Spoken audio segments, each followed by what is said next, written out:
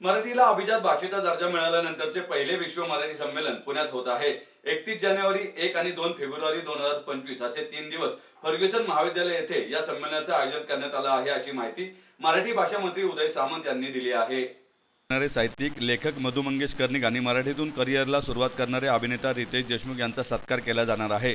मराठी भाषेला अभिजात भाषेचा दर्जा मिळाला आहे, ही गौरवाची बाब आहे। सामंत पुढे म्हणाले, परदेशात राहणाऱ्या मराठी साहित्यिकांना विश्व संमेलनात आमंत्रित करण्यात येणार असून त्याचा खर्च सरकार करणार आहे। शिवाय मराठी साहित्यातील ज्येष्ठ आणि तरुण लेखक कवींचा यामध्ये सन्मान करण्यात येणार आहे। त्यांच्यासाठी व्यासपीठ मिळवून देण्यात येणार आहे। मराठी भाषेचा जतन, संवर्धन आणि विस्तार करण्यासाठी जे करता येईल त्या सर्व गोष्टी सरकारकडून केल्या जातील। बाल साहित्यिकांपासून लोकसाहित्यिक यांना आमंत्रण देण्यात येणार आहे। विश्व मराठी साहित्य संमेलन पुण्यात होणार असल्यामुळे या संमेलनाला महत्त्व आले आहे, असंही सामंत यांनी म्हटलं आहे। जागतिक मराठी विश्व संमेलन जे आहे ते पहिलं संमेलन मुंबईमध्ये झालं, दुसरं संमेलन वाशीमध्ये झालं आणि तिसरं संमेलन अभिजात भाषेचा मराठी भाषेला दर्जा मिळाल्यानंतर पुण्यामध्ये करण्याचा निर्णय आम्ही घेतलेला आहे।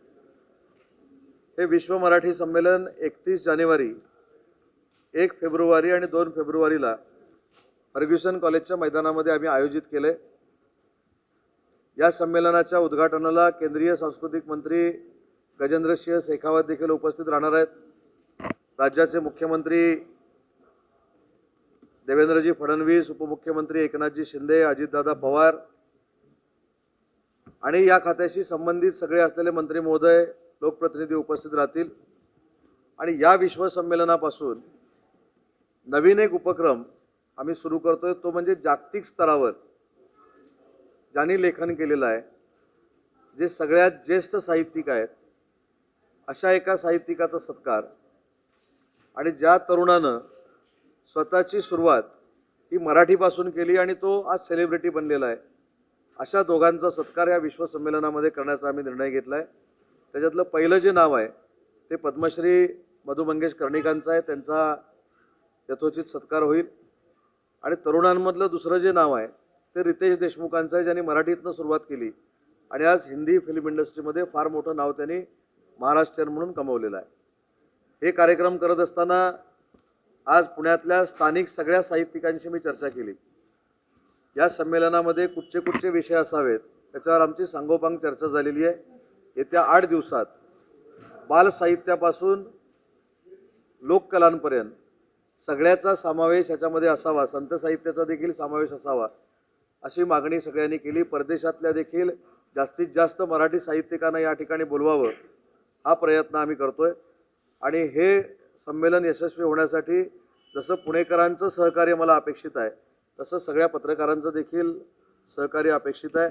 आणि तुम्ही देखील एक साहित्याचाच एक भाग आहात, मराठीचाच एक भाग आहात आणि म्हणून अभिजात भाषेचा दर्जा मिळाल्यानंतर पहिलं साहित्य संमेलन हे पुण्यामध्ये होतंय, ते आम्हाला सगळ्यांना मोठं करायचं आहे। याच मैदानावर परवा पुस्तक प्रदर्शन देखील झालं, त्याची नोंद जगानं घेतलेली आहे आणि त्याच मैदानावर होणाऱ्या विश्व संमेलनाची नोंद देखील विश्वानं घ्यावी, यासाठी याचं नियोजन आम्ही पुण्यामध्ये करतोय। नाही, एक पहिली गोष्ट अशी आहे की परदेशातला जो साहित्यिक आहे तो आपलाच महाराष्ट्रातलाच आहे, त्याला पैसे देऊन आणला म्हणजे त्याची अवहेलना केल्यासारखं होईल, हा शब्दप्रयोग जर केला तर।